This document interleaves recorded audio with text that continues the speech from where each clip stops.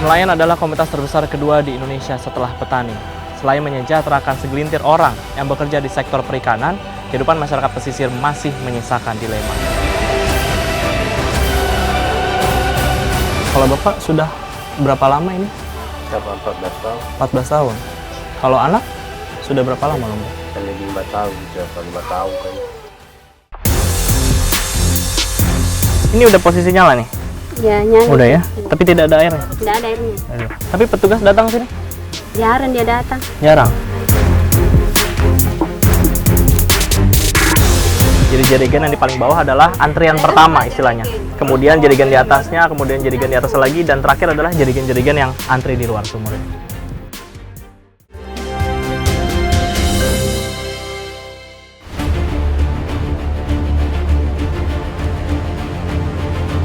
90% mata pencarian penduduk Sangkarang adalah menjadi nelayan. Tripang adalah hasil laut yang paling melimpah di wilayah ini. Sejak tahun 1970-an, pulau-pulau di wilayah Sangkarang mengandalkan tripang. Konon, komoditi inilah yang berkontribusi besar dalam menyejahterakan masyarakat. Ada sekitar 80 kapal nelayan yang beroperasi untuk mencari tripang. Kami mengikuti mereka ke wilayah tangkap tripang. Jaraknya cukup jauh. Jika mengikuti siklus rutin kegiatan mereka, kapal-kapal ini bisa mengarungi lautan hingga ke perairan Kalimantan. Bahkan bukan tidak mungkin beberapa di antara mereka melaut hingga ke perbatasan Australia. Nelayan tripang sudah terbiasa tinggal di kapal selama kurang lebih 1 bulan. Tidak heran jika mendengar bahwa hasil dari melaut bisa membuat mereka meraup miliaran rupiah setiap tahunnya.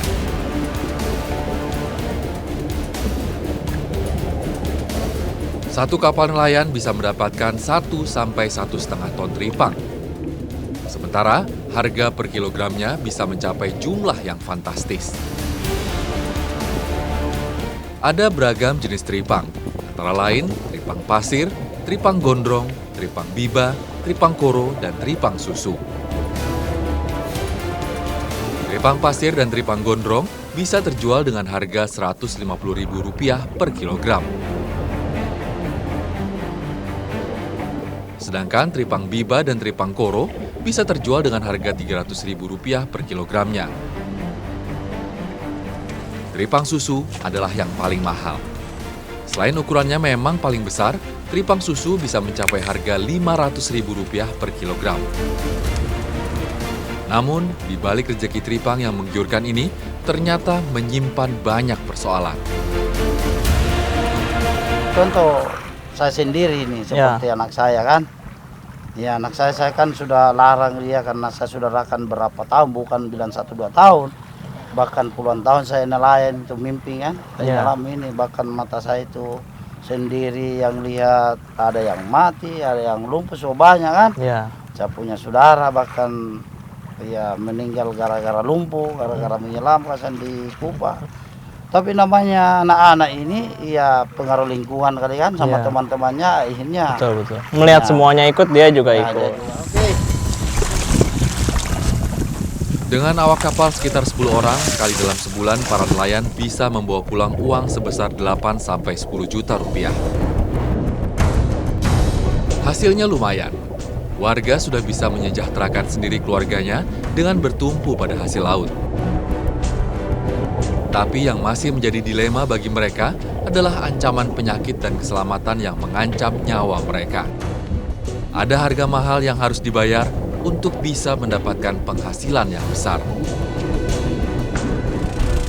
Metode penyelaman mereka yang menggunakan selang kompresor berpotensi besar menyebabkan kematian. Para nelayan ini menggunakan alat pemompa angin sebagai selang untuk bernafas di dalam air.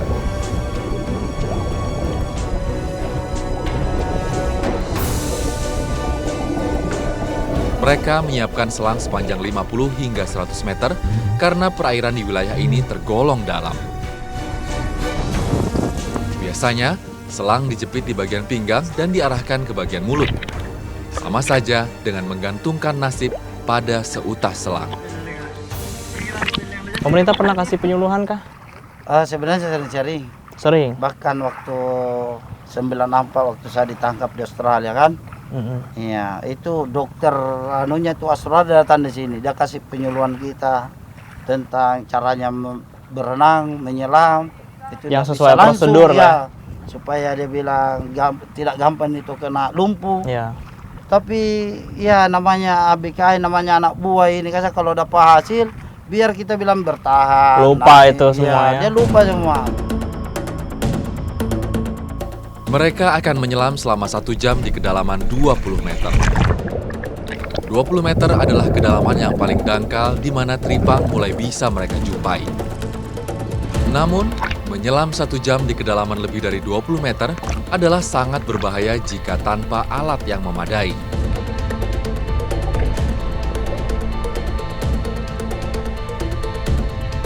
Kabar nelayan tewas dan lumpuh sudah bukan barang baru di desa mereka. Lumpuh akibat keracunan nitrogen di dalam darah akibat menyelam banyak dialami nelayan. Inilah resiko yang nelayan ambil. Jika lebih memilih mencari ikan, mereka hanya bisa membawa pulang uang Rp50.000 per hari. Jauh jika dibandingkan dengan mencari teripang.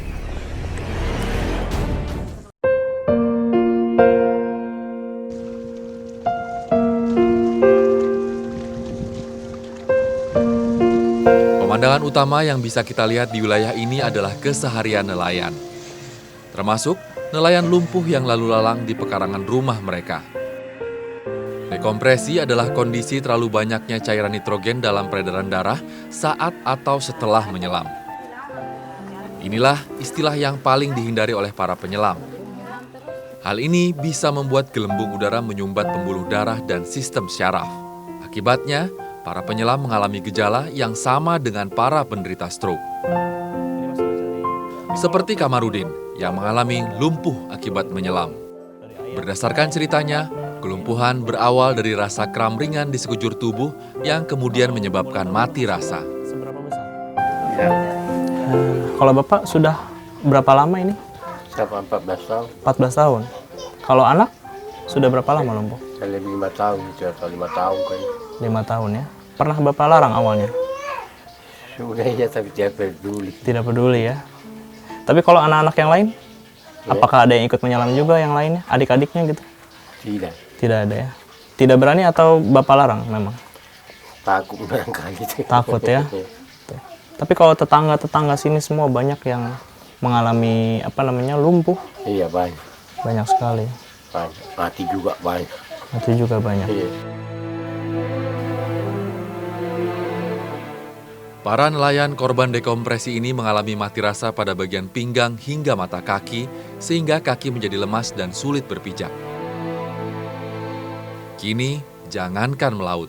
Untuk berjalan saja Kamarudin tidak bisa. Hasrat ingin mensejahterakan keluarga justru berakhir sedih menjadi tanggungan keluarga.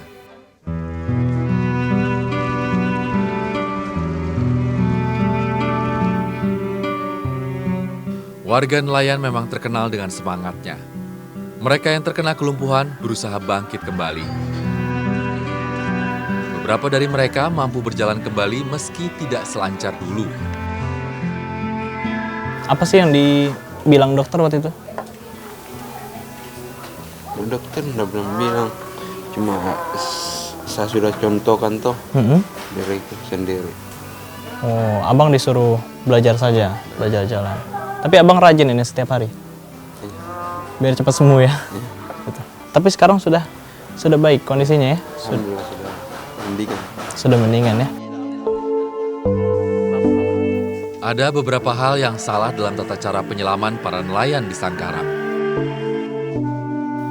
Udara yang dihasilkan kompresor secara langsung sangat berbeda dengan udara yang dipakai dalam tabung selam para penyelam. Udara dari kompresor pastilah tak melalui proses baku mutu udara yang disyaratkan oleh otoritas penyelaman. Udara dari kompresor bisa terkontaminasi banyak hal, mulai dari asap, minyak, hingga partikel dari mesin kompresor yang bisa merusak paru-paru. Yang paling gawat adalah jika mesin kompresor mendadak mati karena kerusakan teknis.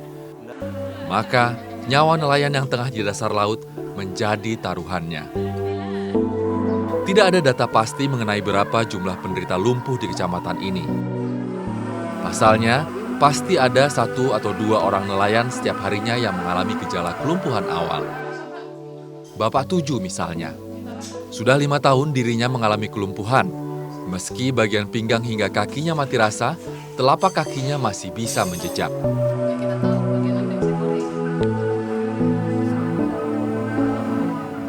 Dari orangnya sendiri kalau merasa kayak itu sakit kepala dia anggap biasa, jadi dia masih tetap turun menyelam lagi seperti biasa. Dia tetap lanjut tahap lebih Iya. parah lagi ya.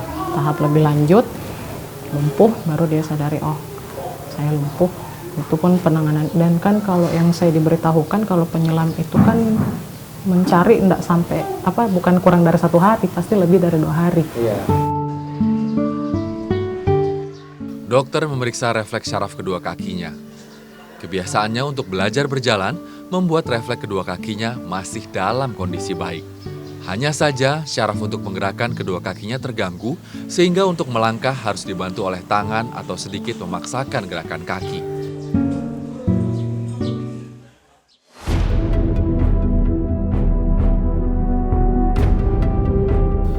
Kematian demi kematian akibat melaut sudah menjadi cerita biasa di Desa Sangkarang. Mereka yang tewas meninggalkan istri dan anak yang harus tetap hidup menafkahi keluarganya. Para perempuan di wilayah ini harus siap menjadi ibu sekaligus ayah bagi anak-anaknya. Termasuk bekerja agar anak mereka bisa merasakan pendidikan. Di wilayah ini terdapat area yang dinamakan lorong janda. Mereka adalah perempuan yang suaminya meninggal akibat menyelam. Bapak dulu apa? Penyelam juga? Penyelam ya? Sempat lumpuh? Iya, lumpuh. Sempat lumpuh ya? Di bagian mana? Satu badan. Satu badan lumpuh. Berarti tidak bisa bangun sama sekali. Tidak bisa bergerak ya? Sempat dibawa ke puskesmas atau rumah sakit? Berapa lama berobat? Berapa lama Bapak berobat? Berobat lebih 10 hari. Lebih 10 hari setelah itu meninggal. Iya.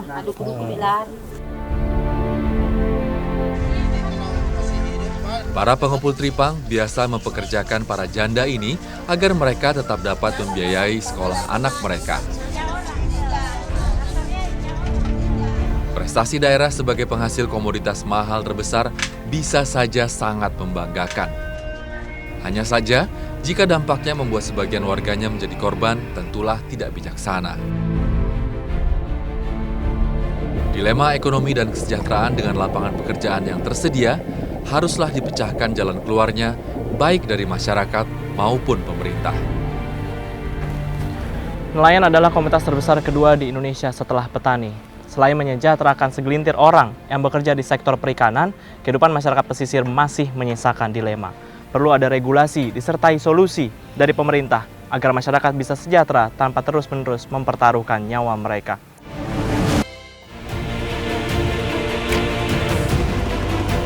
Hal inilah yang perlu dipikirkan oleh para pemangku kebijakan publik bahwa masyarakat di pulau terkecil dan sejauh apapun juga berhak mendapatkan pendidikan yang layak, apalagi mereka yang letaknya dekat dari perkotaan.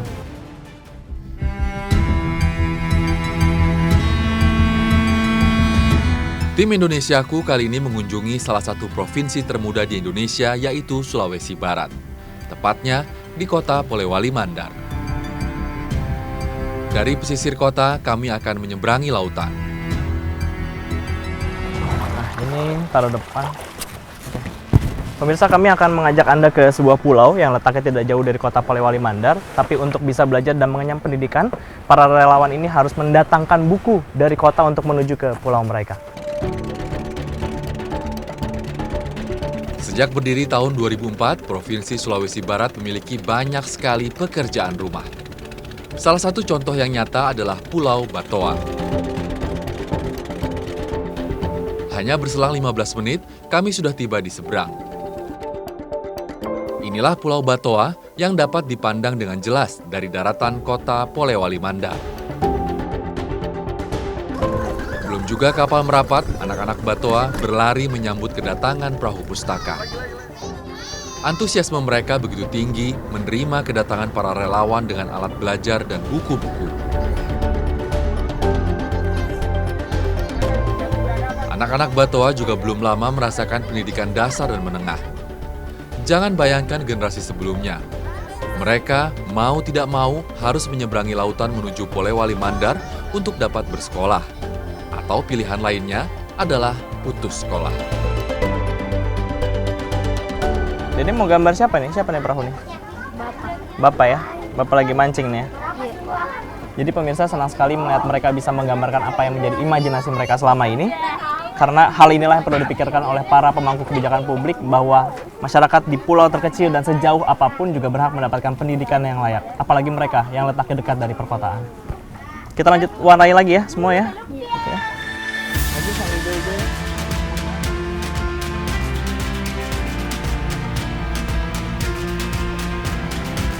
Perahu Pustaka merupakan program sukarelawan untuk meningkatkan minat baca masyarakat. Cara yang dilakukan oleh Ridwan dan kawan-kawan adalah dengan melayarkan perahu pustaka ke pulau-pulau kecil di sekitar kota Polewali Mandar. Awalnya, mereka hanya punya sebuah perahu dan beberapa buku saja. 3 tahun berjalan, kini mereka sudah memiliki 3 buah perahu dan puluhan ribu jilid buku. Donasinya mereka dapatkan dari sumbangan perorangan, sesama komunitas maupun bantuan asing. Ironisnya, pemerintah daerah baru memberi perhatian setelah nama besar perahu pustaka berkibar di dunia literasi internasional. Memang tidak mengajukan ke pemerintah karena kita lebih lihat realitas. Ini kan ada beberapa perguruan tinggi baik di Polewali Mandar sama Majene, ada Unsulbar yang negeri di Unasman juga. Saya dengar itu di Unsulbar itu yang perguruan tinggi negeri malah tidak ada perpustakanya. Jadi mahasiswa itu banyak ke tempat kami, pinjam buku, konsultasi apa. Dan menurut beberapa teman itu, koleksi kami itu jauh lebih lengkap daripada perpustakaan daerah provinsi maupun kabupaten. Kegiatan membaca ini rutin berlangsung setiap pekan dengan durasi 2-3 jam untuk sekali kunjungan. Karena setelah dari Pulau Batoa, para relawan harus kembali membawa buku dan alat belajar ke pulau lainnya yang membutuhkan perhatian.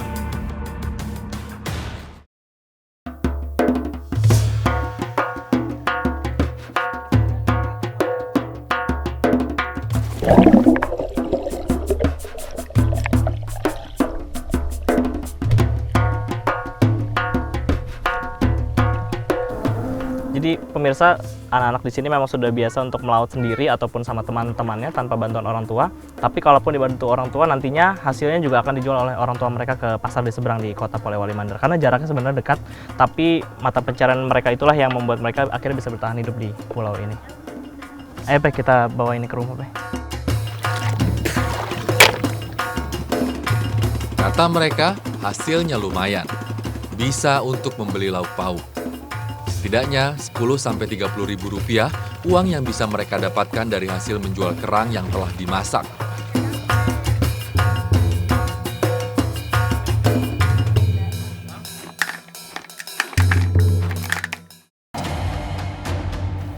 Penghasilan masyarakat Pulau Batoa sepenuhnya bergantung pada hasil laut. Jika musim sedang tidak bersahabat, maka warga kesulitan untuk menyambung hidup dalam waktu lama. Jika kita melihat lebih dekat, masyarakat Pulau Batoa belum bisa mengakses kebutuhan dasar dengan baik. Seperti ketersediaan air bersih yang menjadi salah satu kesulitan terbesar mereka saat ini. Pada Dusun Kapejang, dapat saya temukan warga yang hilir mudik menuju ke sebuah tempat. Saya mengikuti mereka berjalan sekitar 800 meter dari pemukiman warga. Begitu tiba, saya melihat ada banyak sekali jerigen air yang ditaruh begitu saja di sekitar sumur. Anehnya tidak ada satupun orang yang mengantri di sini. Kosong ya? Kosong aja. Loh, terus kalau airnya nggak ada, gimana? Satu hal yang membuat saya terkejut adalah tidak adanya air di dalam sumur ini. Kami hanya melihat ada sedikit genangan di dasar sumur dengan banyak jerigen bergantungan di atasnya. Berarti kalau tidak ada air ini, kita hanya taruh jerigen ini ya? Iya. Ini ya. Pulangnya? Pulangnya kosong. Pulangnya kosong, tidak bawa apa-apa ya? Pemirsa, ini adalah cara mereka untuk menentukan mana dari mereka yang berhak untuk mendapatkan air terlebih dahulu. Jadi jerigen yang di paling bawah adalah antrian pertama istilahnya. Kemudian jerigen di atasnya, kemudian jerigen di atas lagi, dan terakhir adalah jerigen-jerigen yang antri di luar sumur ini. Ayo Bu, kita tentukan antriannya di sini Bu, luar Bu.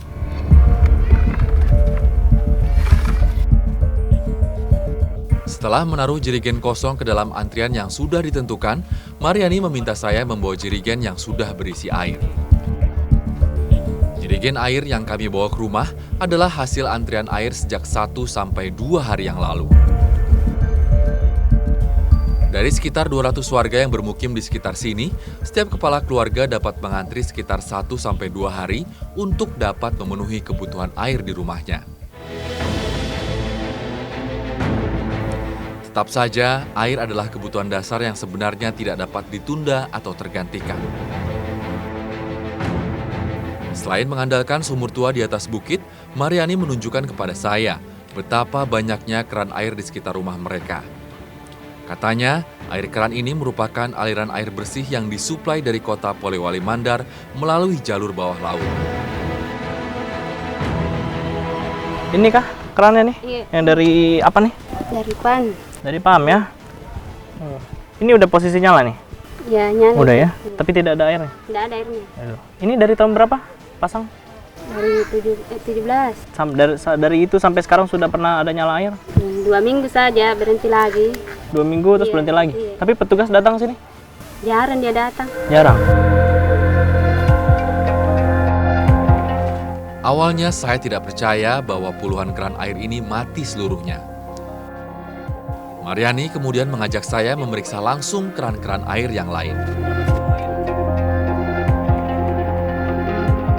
Ini berarti semua rumah dapat Bu? Semua rumah dapat ya? Ini juga nggak nyala? Nggak nyala ya? Pemirsa, kalau Anda ada di sini, Anda bisa melihat ada banyak sekali jumlah keran. Masing-masing rumah juga dapat jatah keran dari PDAM. Tapi ternyata semuanya tidak menyala, tidak mengeluarkan air. Tapi kalau dibilang rusak tidak mungkin karena dengan jumlah yang banyak semuanya tidak mengeluarkan air ke rumah warga. Dan ini baru diberikan kepada warga tahun kemarin, tahun 2017. Jadi tidak mungkin kalau semuanya tidak menyala secara berbarengan.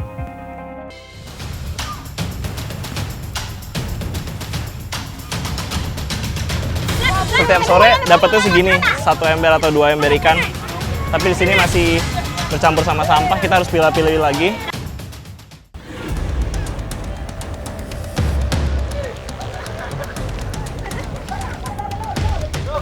Dari mana ini Bang? Dari mana ini? Datang dari mana?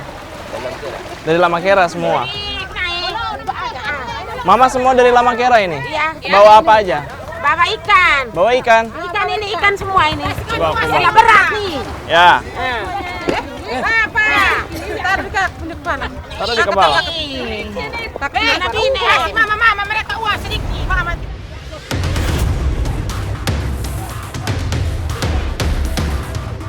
Sejak pukul 5 pagi, mobil bak terbuka telah siap mengantar jemput para pedagang hasil laut. Bahkan, sebelum para penjual tiba di Pasar Wawiwerang yang menjadi tujuan mereka, para pembeli ikan sudah menghampiri mereka hingga ke sini.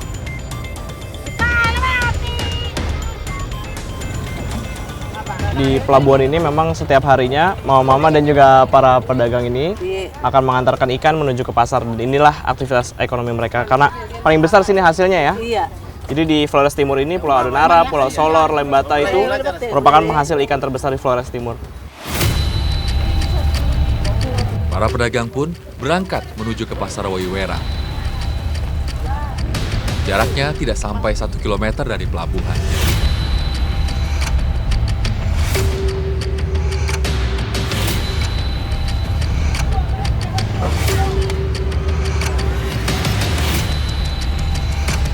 Ketika saya datang bertepatan dengan hari pasar yang hanya digelar 2 hari dalam sepekan, yakni hari Senin dan hari Kamis. Pada 2 hari ini artinya ada lebih banyak jumlah pedagang dibandingkan hari-hari lain.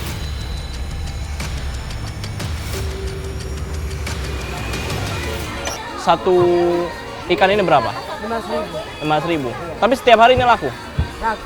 Laku ya? Kadang laku, kadang juga tidak. Kadang laku, kadang tidak. Dari satu ikan ini aja, mereka bisa dapat hampir 1 atau hampir setengah juta rupiah. Dan ini kalau laku ya, Ma ya? Kalau laku, tapi kalau misalkan enggak, di sini biasanya cepat membusuk karena tempat penyimpanannya tidak ada. Gitu. Untuk membuktikan besarnya potensi perikanan di sini, saya berjalan ke pesisir selatan Pulau Adonara.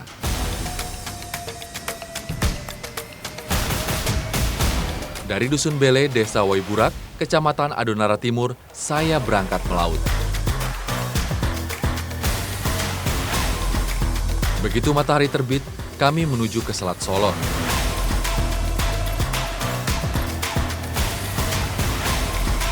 Satu jam perjalanan, kami berhenti di titik-titik yang telah ditentukan. Nelayan Adonara sudah paham betul di mana mereka harus berhenti dan mulai memancing. Banyaknya burung-burung di permukaan air di depan sana tuh jadi tanda buat para nelayan kalau di bawahnya biasanya banyak ikan-ikan tongkol ataupun ikan-ikan kecil. Kita lihat ada ikan-ikan kecil sini dan kita akan ke depan sana untuk coba pancing pakai kail ini. Kita ke depan, Bang. Ke depan. Lepas sini ya.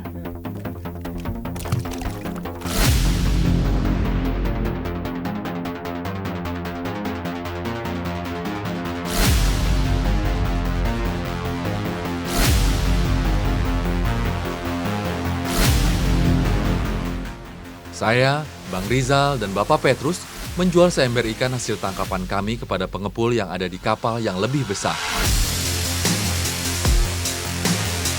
Lautan di Flores Timur dengan luas mencapai hampir 4.000 km persegi tentu menjadi anugerah bagi masyarakat yang tinggal di sekitarnya.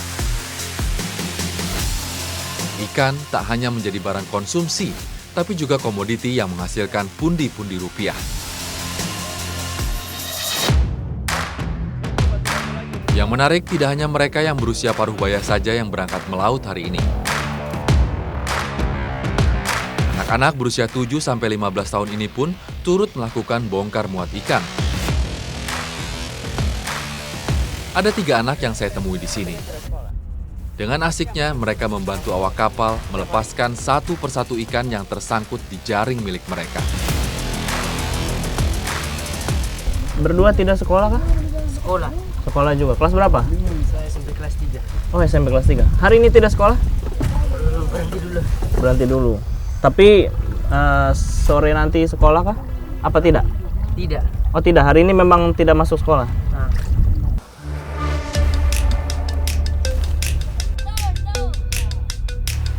Tiga per 4 dari 170.000 warga Pulau Adonara tinggal di kawasan pesisir.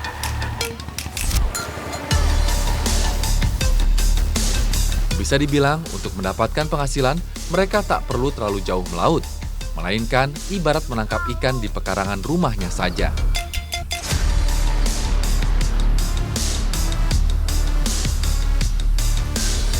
Ikan-ikan yang tidak mereka makan akan diolah menjadi ikan kering, yang nantinya akan dijual ke kecamatan-kecamatan lain di pulau ini. Persis setengah jam sebelum matahari terbenam, warga berangkat menebar pukat. Uniknya, jaring ini akan mereka tebar di lautan pesisir yang jaraknya hanya sekitar 25 meter dari bibir pantai.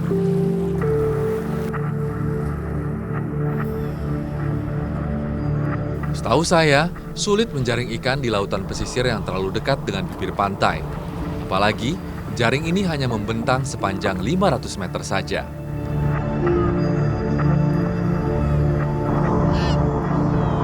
Ternyata dugaan saya meleset. Hasil laut yang terjaring di pukat ini cukup banyak.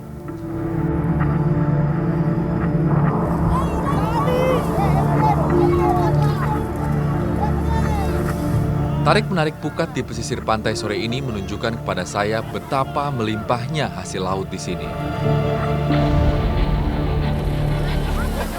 Setiap sore dapat segini, lumayan. Langsung bagi-bagi nih. Taruh sini satu lagi ya. Mas, abang pun sini. Dikit. Bapak.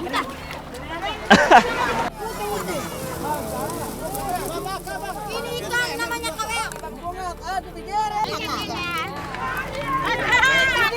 Setiap sore dapatnya segini, 1 ember atau 2 ember ikan.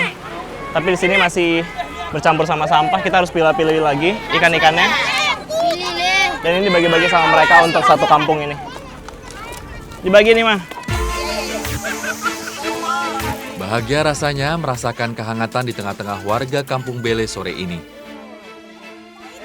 Siapa yang menarik jaring paling keras berhak mendapatkan ikan paling banyak.